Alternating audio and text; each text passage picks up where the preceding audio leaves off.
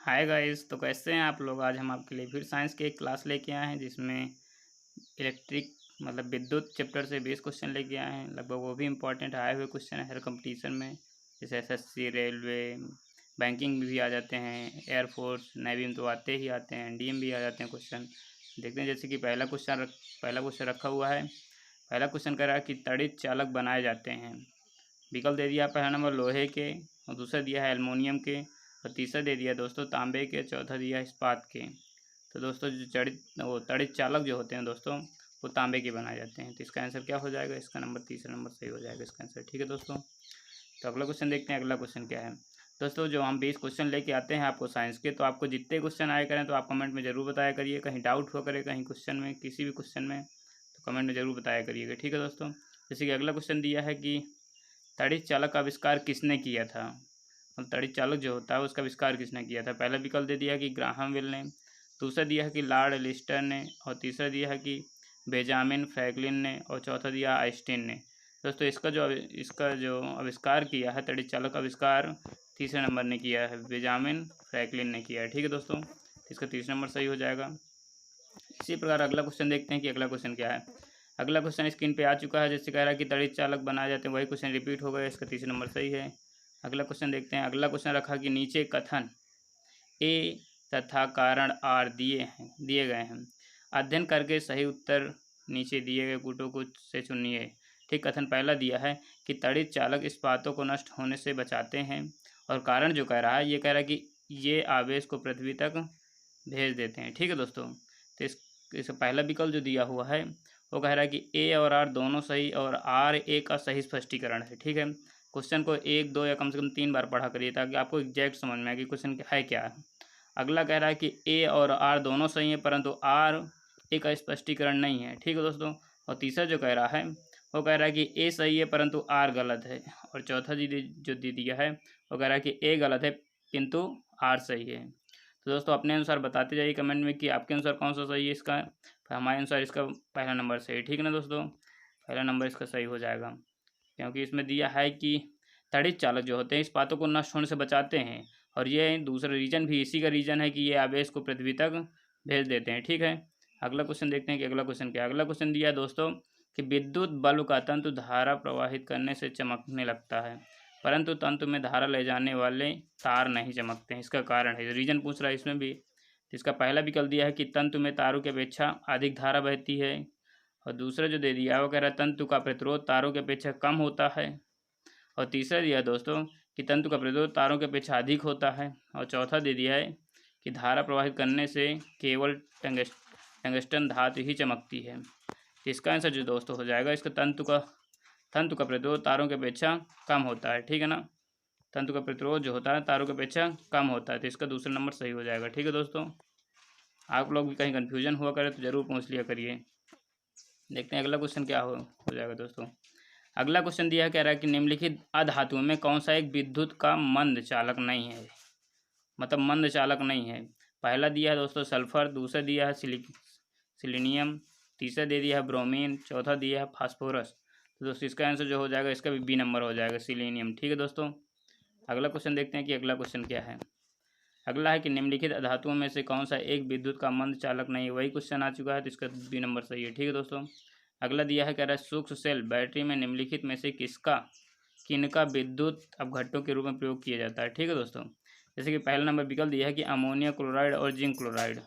ठीक है, और दूसरा दे दिया कि सोडियम क्लोराइड और कैल्शियम क्लोराइड, और तीसरा दिया कि मैग्नीशियम क्लोराइड और जिंक क्लोराइड। ठीक है दोस्तों, और चौथा जो दिया हुआ है वो कह रहा है अमोनिया क्लोराइड और कैल्शियम क्लोराइड। ठीक है दोस्तों, तो इसका जो आंसर सही हो जाएगा, इसका पहला नंबर सही हो जाएगा। अपघट्टों के रूप में अमोनिया क्लोराइड और जिंक क्लोराइड का यूज किया जाता है। ठीक है, अगला क्वेश्चन देखते हैं। अगला क्वेश्चन क्या है दोस्तों। अगला क्वेश्चन दिया कि सामान्यतः प्रयोग में लाई जाने वाली प्रदीप्त ट्यूबलाइट पर निम्नलिखित में से कौन सा अंकित होता है, कितने केल्विन ताप अंकित होता है। पहला दिया है कि 220 केल्विन, दूसरा दे दिया कि 273 केल्विन, और तीसरा जो दिया है कह रहा है 6500 केल्विन, और चौथा दिया कि 9000 केल्विन। तो दोस्तों इसका जो आंसर हो जाएगा, इसका तीसरा नंबर सही हो जाएगा। ठीक है, 6500 केल्विन होता है, ट्यूबलाइटों में 6500 केल्विन ताप होता है। ठीक है दोस्तों, अगला देखते हैं अगला क्या है। अगला दिया है कि मानव शरीर सूक्ष्म विद्युत प्रतिरोधों के परिणाम की कोटि क्या होती है। तो दोस्तों इसमें पहले में जो लिखा है वो कह रहा है कि 10 की घात -1 ओम, ठीक है ना। दूसरा जो दिया है मान लेना कि ये 10 की घात -1 दिया है, ठीक है दोस्तों, माइनस का 10 दिया है। और तीसरा को मान लेना -10 की घात 2 दे दिया है, ठीक है। तो इसका आंसर जो हो जाएगा, इसका आंसर तीसरा नंबर सही होगा, 10 ओम होता है, ठीक है ना दोस्तों। विकल्प एक ही लिख गए हैं तो आप लोग कन्फ्यूजन में ना होना। कह रहा कि मानव शरीर के सूक्ष्म विद्युत प्रतिरोध के परिणाम की कोट जो होती है वो 10 ओम होती है, ठीक है। अगला क्वेश्चन देख लेते हैं। अगला क्वेश्चन क्या है, कह रहा विद्युत उत्पन्न करने के लिए कौन सी धातु का उपयोग किया जाता है। पहला विकल्प दे दिया यूरेनियम का, दूसरा दिया लोहा, तीसरा दिया तांबा, और चौथा जो दे दिया दोस्तों, और चौथा दिया एल्युमिनियम, ठीक है दोस्तों। अगर विद्युत उत्पन्न करने के लिए जो धातु होती है वो यूरेनियम होती है। इसका कौन सा आंसर सही हो जाएगा, इसका पहला नंबर सही हो जाएगा, ठीक है। अगला देखते हैं अगला क्या है। अगला दिया कि माइका क्या है, मतलब माइका क्या है। तो ऊष्मा विद्युत दोनों का कुचालक है, ऊष्मा और विद्युत दोनों का चालक है। और तीसरा दिया कि ऊष्मा का कुचालक परंतु विद्युत का चालक है। और चौथा जो दिया है कि ऊष्मा का चालक परंतु विद्युत का कुचालक है, ठीक है दोस्तों। तो इसका आंसर जो हो जाएगा, दोस्तों इसका जो आंसर हो जाएगा, इसका पहला नंबर सही हो जाएगा। ऊष्मा और विद्युत दोनों का ये कुचालक होती है। जो माइका होती है ये ऊष्मा तथा विद्युत दोनों का कुचालक होती है, ठीक है दोस्तों। तो इसका पहला नंबर सही हो जाएगा, ठीक है। अगला क्वेश्चन देखते हैं दोस्तों। अगला क्वेश्चन क्या है, तो अगला क्वेश्चन दिया है, कह रहा है कि जलते हुए बल्ब विद्युत बल्ब की तंतु का ताप समानतः होता है, मतलब कितना होता है। पहला विकल्प दिया कि 100 डिग्री सेल्सियस से 500 डिग्री सेल्सियस। दूसरा दिया 1000 डिग्री सेल्सियस से 1500 डिग्री सेल्सियस, ठीक है दोस्तों। और तीसरा जो दिया है कह रहा है 2000 डिग्री सेल्सियस से 2500 डिग्री सेल्सियस, ठीक है। और तीसरा जो चौथा दिया है कि 3000 डिग्री सेल्सियस से 3500 डिग्री सेल्सियस होता है। दोस्तों इसका जो ताप होता है, मतलब जलते हुए बल्ब की विद्युत बल्ब के तंतु का जो ताप होता है समानतः वो होता है 3000 से 3500 के बीच में, ठीक है दोस्तों। तो ये इसका आंसर हो जाएगा चौथा नंबर। अगला क्वेश्चन देखते हैं कि अगला क्वेश्चन क्या रखा हुआ है। अगला कह रहा है सिंपल एकदम से क्वेश्चन। अगला कह रहा है कि वो एम्पियर क्या मापने की इकाई है, मतलब एम्पियर जो मात्रक होता है इसके द्वारा क्या मापा जाता है। पहला विकल्प दिया है वोल्टेज, दूसरा दे दिया है विद्युत धारा, और तीसरा जो दिया है प्रतिरोध, चौथा दिया है पावर, ठीक है दोस्तों। तो जो एम्पियर के द्वारा मापा जाता है विद्युत धारा मापी जाती है। क्या मापी जाती है, विद्युत धारा, ठीक है ना। अगर यहीं पूछा जाता कि ओम किसका मात्रक है तो किसका हो जाता है, प्रतिरोध का हो जाता है, ठीक है दोस्तों। अगला क्वेश्चन देखते हैं कि दोस्तों क्या है। अगला दिया है कि एक कृत्रिम उपग्रह में विद्युत ऊर्जा का स्रोत क्या है, मतलब कृत्रिम उपग्रह जो होता है उसका स्रोत क्या है। जैसे पहला विकल्प दे दिया है कि थर्मोपाइल, दूसरा दिया है कि सौर सेल, तीसरा दिया है डायनामो, चौथा दिया है लघु नाभिकीय रिएक्टर, ठीक है दोस्तों। तो इसका आंसर जो हो जाएगा दोस्तों, इसका बी नंबर सही होगा, सौर सेल हो जाएगा इसका स्रोत, ठीक है ना। एक कृत्रिम उपग्रह में विद्युत ऊर्जा का जो स्रोत होता है वो सौर सेल होता है, ठीक है। तो अगला देखते हैं क्या है। अगला दिया है कि विद्युत ऊर्जा को यांत्रिक ऊर्जा में बदलने की युक्ति है। विद्युत ऊर्जा को यांत्रिक ऊर्जा में बदलने की युक्ति क्या है।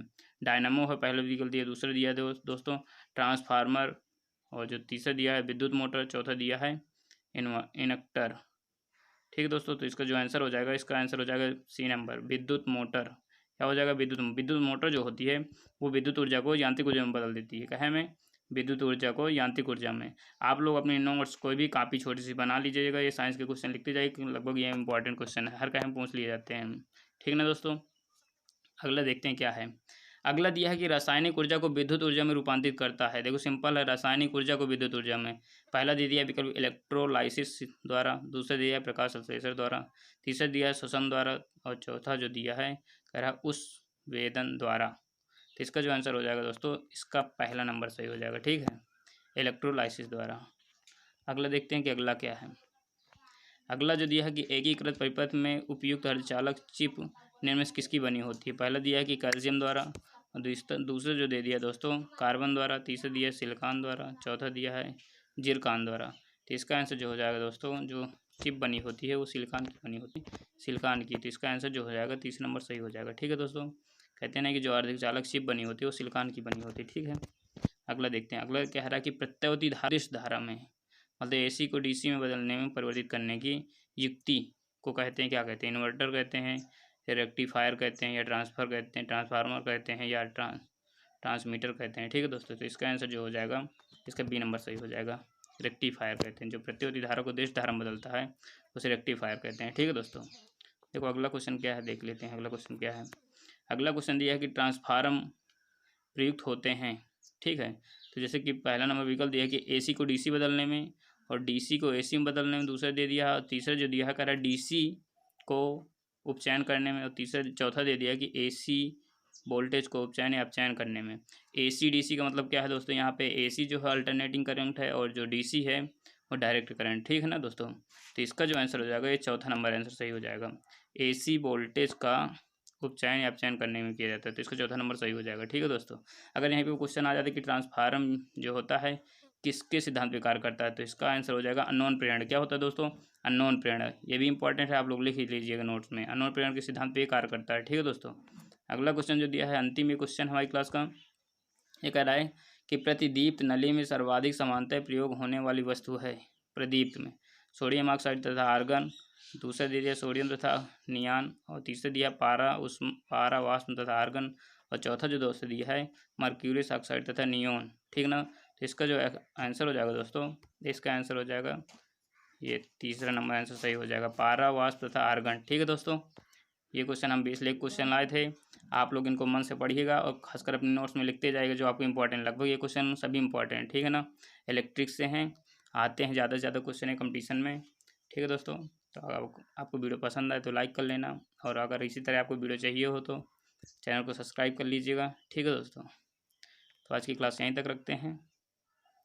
अगर आप अपने दोस्तों में यही शेयर करेंगे तो आपके दोस्त भी कंपटीशन वैसे भी बढ़ता जा रहा है, ठीक है दोस्तों।